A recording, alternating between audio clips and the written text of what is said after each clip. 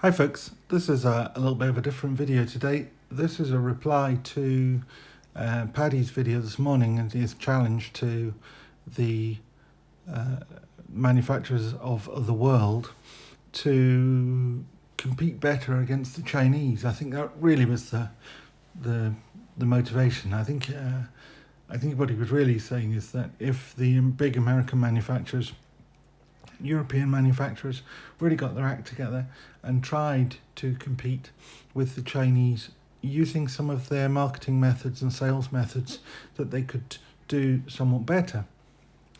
Now, I think to some extent he's correct. I think there are one or two problems, some of which are brought upon themselves by the larger American and European manufacturers. But I think there are also some strategic problems which create the issues that are there. For example, I started by having a little look at the relative prices of knives in the UK versus the US. And I've taken an example that Paddy used in his video, which was of the Benchmade 940. Now, this is Benchmade 940, this is the original one in the, well, it's not actually the original, it's in the base green aluminium. This one is S30V, the original one was, I think, 154 cm. But, you know, it's the basic pattern. Now, this in the UK is available today from Hiney Editions for £227. Now, that is $283, as Paddy rightly said, and that is an enormous price for a knife that can be bought in the US for, well, Blade HQ currently have it on for $187. I think what one has to bear in mind, though, is that the $187 that Blade HQ are selling it for is considerably below the MSP, which is $222, and also doesn't include the 20% value-added tax that a seller in the UK, whether they're selling it from the US to the UK or whether it's a UK retailer selling it here, they have to put a 20% value-added tax on. So that would make the MSP price in the UK $264, which makes Hiney Editions $283 perhaps not sound so unattractive, particularly when you bear in mind that the exchange rate that's used for all these calculations is the market exchange rate, as opposed to what one actually pays when one is trading and getting an exchange rate on relatively small sums of money. So you could say that Hiney Editions could sell it for the same price as Blade HQ, which would be an equivalent of about $224, including VAT, and instead they're selling it for $283. Now, it's not really a fair criticism, though, of Hiney Editions, because they get these in half a dozen at a time. Now, granted, when they get half a dozen in, they wait for them for a while, the 6 arrive, and the 6 are sold within a day or two. That tends to happen almost every time. But whether if they got 100 in, they would sell them anything like as quickly, I mean, I just doubt it. This is a knife that, because it locks and it's more than 3 inches, you're not even allowed to carry in the UK. So I suspect there's a limited market. People like Paddy and myself will always want one of these in their collection, because it really is a really good knife. And you know, if you're collecting, you kind of feel like you have to have one of those. But realistically, Hiney Editions could possibly sell it for slightly less than the £227 or $283. Though they do. But I'd be surprised if they could really sell it for much less and maintain any profit margin in it whatsoever. And because that includes shipping from Hiney to the buyer. So there is I don't know what the cost of that is, £5, £6, £7 in there. So they could possibly reduce their price by £5 or £10. $7, $15, something like that, and maybe still carry on. But I'd be surprised if they could do much more than that. and really make a profit out of it. Now, Benchmade could give them a discount, and I'm quite sure they give Blade HQ a discount, but I suspect Blade HQ's volume of sales of Benchmade knives is 100 times that of Hiney Haynes. So they will get a volume discount, and it's very difficult to see the British market taking that same sort of volume and selling it. But I also was interested in what happens the other way around. So I took a knife which is available fairly uniformly across Europe, the UK and the US, and that is the Boca Barlow. Now actually I'm not looking at the pricing for this particular one, because this one is the ironwood with the gold lettering on the blade and so forth, so it's a limited edition. But the standard one in Grenadille wood, which Paddy has one of, but many people have these. They're really nice little knives. This one actually, I say, is a numbered, upside down, but a numbered limited edition version. But the interesting thing is that this, in the UK, costs the standard one costs £56 from Hiney Haynes. That's delivered to your door, or $67. Now, Blade HQ's price is $75. So that's $8 more, and if you added in the VAT on top, it would be $90, which is $23 more. So a lot of this has to do with the fact that we live on opposite sides of the Shuk. We're other sides of the Great Pond, and dealing with one side or the other is always going to cost money. Now, whether that's strictly the shipping costs or whether that's to do with other costs like the cost of exchanging money, the costs of bills of exchange, the costs of settlement and so forth, exchange rates and everything else, I don't know. The other thing we have to bear in mind is at the moment the pound-dollar or exchange rate is appalling from a UK perspective. It's not that long ago, I can remember, you got almost $2 to the pound. Now we're almost at parity, certainly for travellers' rates. You're getting just over over $1 for the pound. I think the exchange rate in this case, the official market rate is something like 1.3, something around there. So, competing with the Chinese. Now the Chinese, they spent a long time making little knives like this, little San Remo. One I got from Paddy. Now the cheapest San Remo I have is not actually that one. I don't know what that one cost. The cheapest I got was £3 delivered from China to the UK. Now there are lots of reasons why the Chinese can get away with that. Things like the fact that they pay low wages, that they have poor health and safety records, their appalling human rights, cramming people into apartment blocks belonging to the factories where they're shuffled into work to do 12-hour shifts and so forth, which reminds me very much of the Industrial Revolution in Britain over 200 years ago. Now, of course, they've got high-tech machines, but their working practices are not that much different, I suspect. The other advantage that they have is perhaps lower design costs. If they make a clone 940, this isn't a clone, this is a genuine one, at least I hope it is, I paid for a genuine one. They don't have to design it, they don't need to pay Warren Osborne whatever fee he was paid to design it. But they do have to reverse engineer it, and that in itself is not an inexpensive cost. They still have the tooling costs and they still have the production costs. So it is sometimes difficult to see how they manage to do it quite so cheaply. Now, one assumes that their materials are not as good. We know they don't pay their staff as well, and they're probably prepared to take much lower margins. But companies like BM should think in the long term how they can survive if they can't reduce their costs to some extent.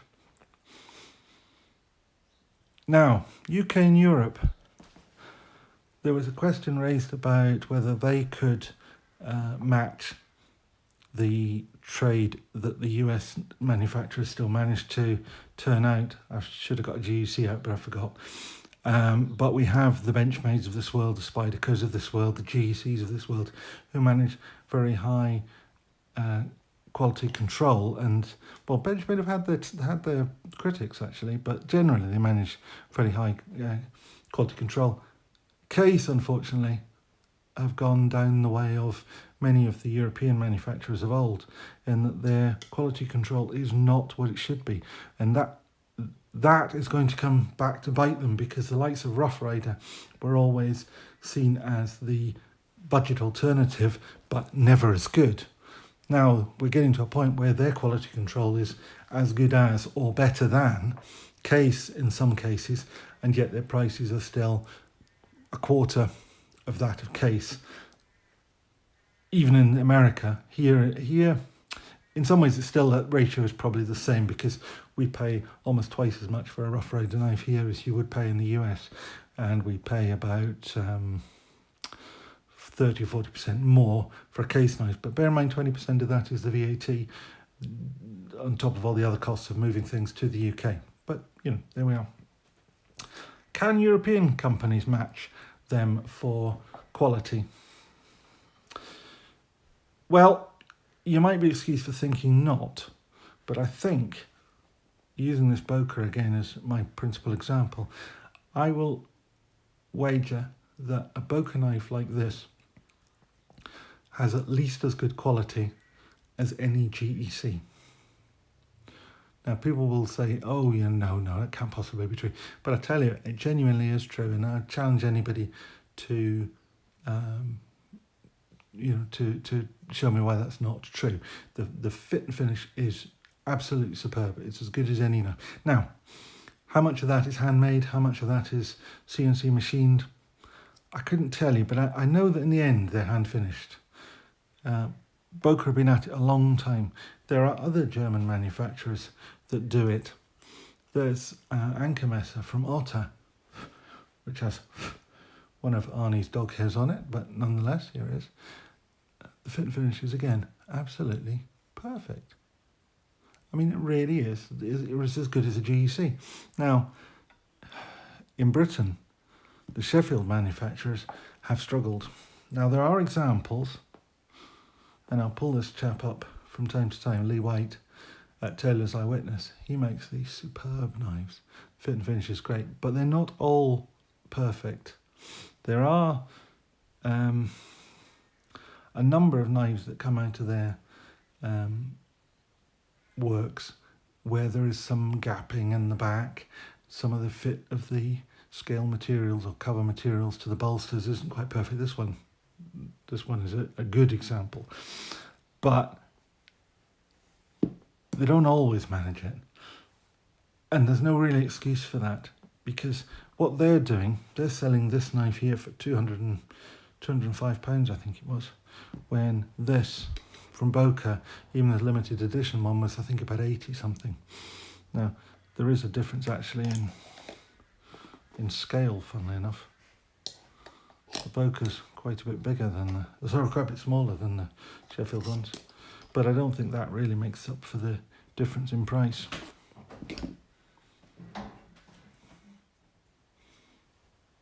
There really needs to be, if you're going to sell something at premium prices, it needs to be a premium product. It needs to be a premium product every day of the week, not just on a good day. That has been true also of Michael May, who's next at Taylor's Eyewitness.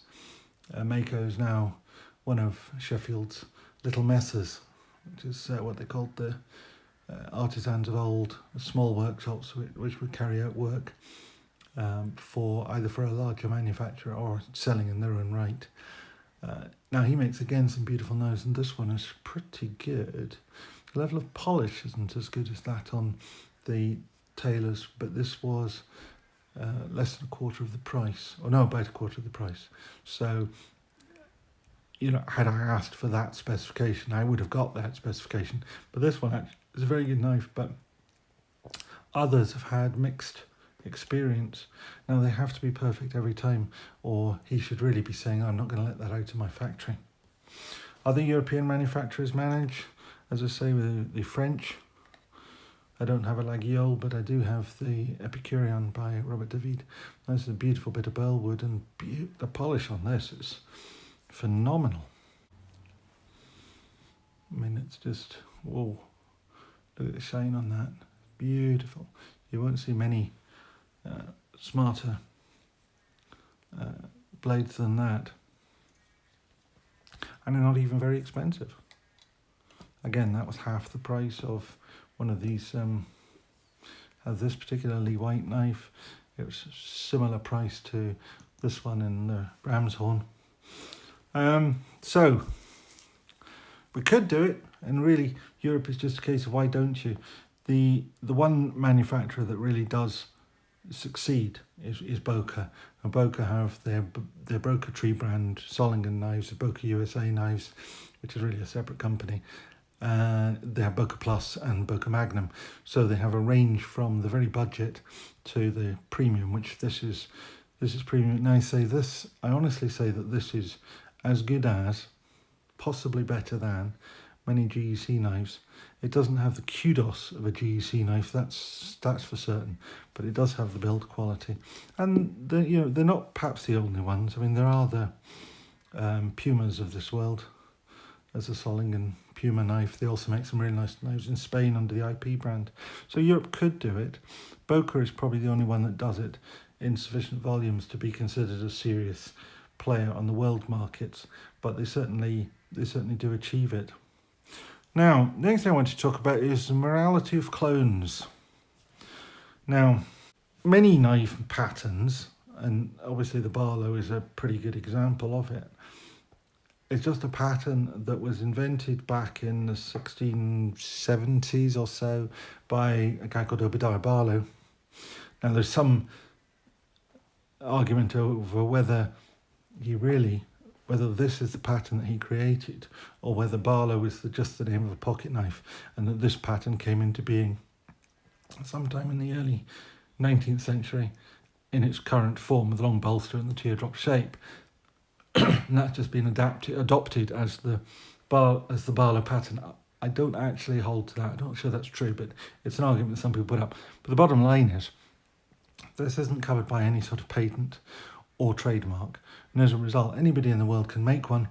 And the difference between a good one, a great one, and a bad one is merely down to the quality of the manufacturer, whether they are prepared to put the design work into producing appropriate tooling, whether they're prepared to invest in that tooling, whether they're prepared to maintain and renew that tooling.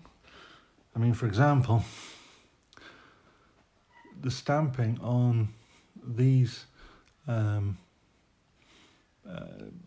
Taylor's Eyewitness knives up until last year showed that their tools were rather worn. They retooled last year, and they're nice and sharp now. The stamping is nice and sharp on the newer ones. Now, if companies are prepared to invest in that sort of thing, keeping that quality up, then they will maintain their standards and they will sell. And that is why a really top-class manufacturer can turn out knives at £205 or £210 or whatever this one cost, and sell every one that they make, and why other companies may struggle to sell some of their knives or have to sell them at knockdown prices, because frankly their quality control and their quality of manufacture, their materials, their tooling and so forth are not up to standards. But when you have a free market like that, you do find that there are companies that will go for broke and will go for the best quality they can produce. GEC obviously being the other clear example of that type of work. So I actually think that having limitations on trade through patents is actually just a restriction on the market, which holds back design, holds back innovation. You think of all those companies that have now brought out Axis type locks, and some are better than this in that the Omega springs on these have a reputation for breaking. Now, touch wood, mine hasn't broken. That's the only axis lock I have, but there are lots of other different designs that have come out based on it, but different to it. And we, as buyers, have benefited from it, but we still go back to Benchmade to buy our axis lock knives because we know that you get a certain level of quality. You know what you're buying when you buy a Benchmade. Now, if they have a reputation for breaking, we'll stop buying their knives. If they keep their reputation up for being robust and working and solid and ambidextrous and all the other advantages that their product has, we will buy it from them. We won't go running off to the Chinese manufacturers to buy our knives straight away simply because they're cheaper. We'll be prepared to pay a premium for a product which is good. If, on the other hand, we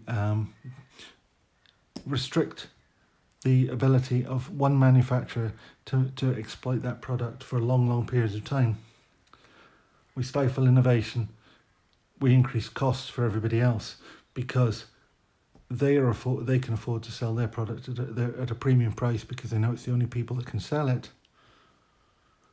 And instead, they ought to be letting the whole market in, and then they can compete. People still buy their product because they'll know it's good, but those who can't afford it will buy elsewhere. It's good for everybody. Restricting trade never helps anyone. It stifles innovation. It even stifles their innovation because they can't look at someone else's and say, well, hold on a minute, that the way Spyderco do that is actually better than us. Or why don't we use their innovation in our knife? And then they make theirs better. And everybody continues to build on the backs of others, standing on the shoulders of giants in order to achieve greatness rather than trying to struggle along in a puddle of mediocrity because nobody's prepared to let anybody else use the innovation that they have come up with. Anyway, enough of that rant. So I don't really have such a problem with clones.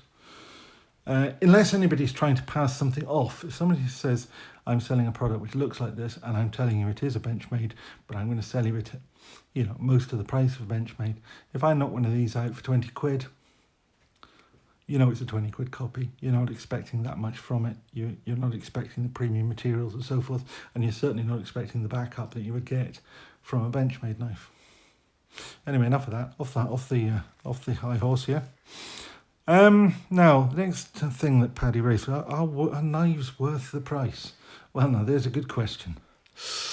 There's an awful lot of variety out there. We've talked about this. I think this is... I would have probably said it was high end. But it depends who you are when you're watching this. £227 from Hiney Editions. That's a lot of money to me. That one there, 105 or something, I think it was. But then you can get this really quite good Warncliffe slip joint from Brother for $30. You can buy a little San Remo knife from £3. You can buy a Swiss Army knife where you've got very consistent quality. You can argue about whether it's great quality, good quality, medium quality, low quality, but it's consistent. It's always the same. You always know if you buy a Swiss Army knife, you'll get the same. You can go to other extremes. You can spend £1,000 on a Brockstead. And you can argue whether that's something you want to spend your money on or not. But there is such a variety. It's up to you to choose. What do you want to spend and what do you want to buy? What are your priorities? You can buy a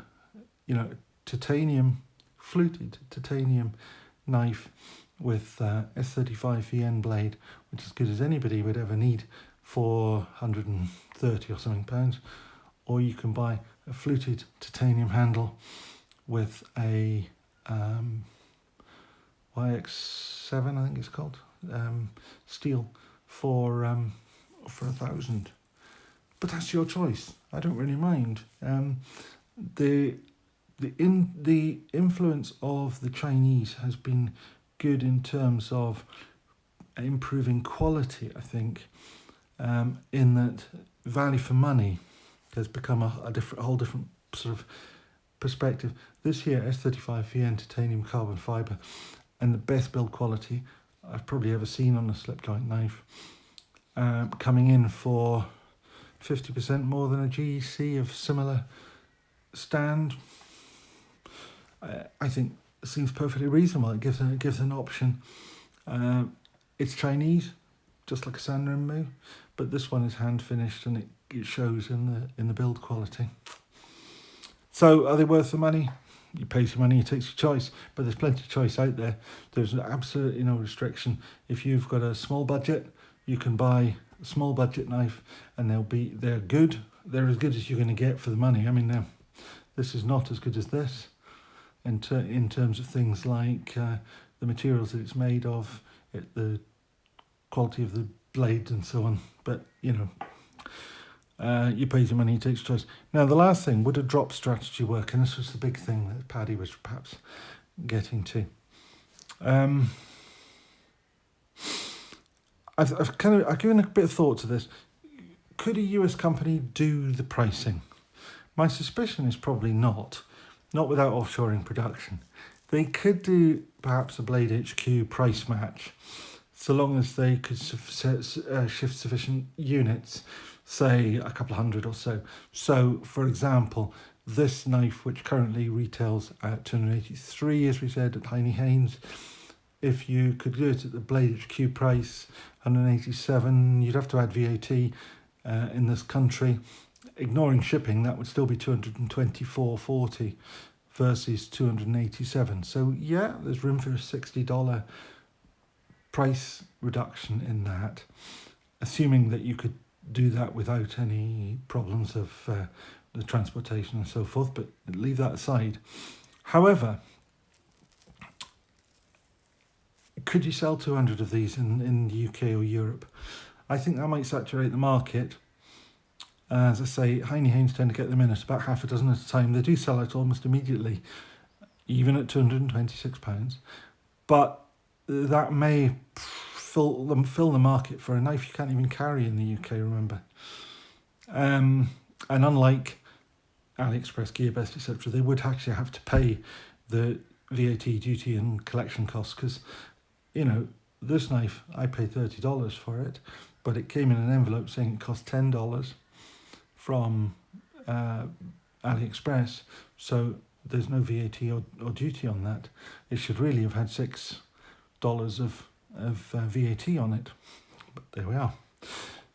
Would it hit the quality? No. If they did a Blade HQ type price match, they could still continue to make it in the US in the normal way.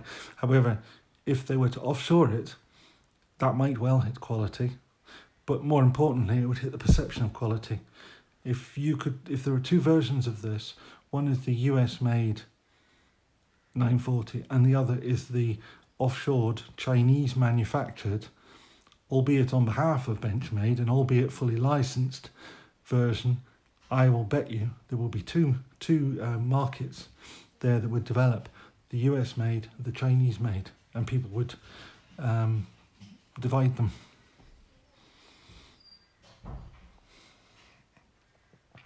Now, the other problem is, what would it do to their market in the UK anyway?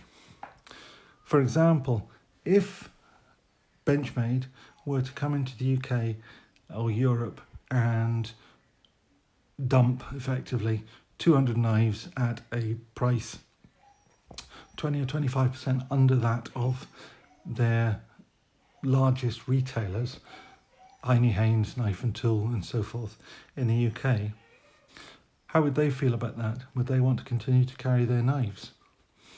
They may, shoot the goose that lays the golden egg. And that may not be good marketing strategy for them, for a market that is relatively small anyway. To kill even a relatively small market off completely may not be particularly good press. You may drive companies like Hiney Haynes completely out of business. That is it's a serious risk and a serious trading consideration.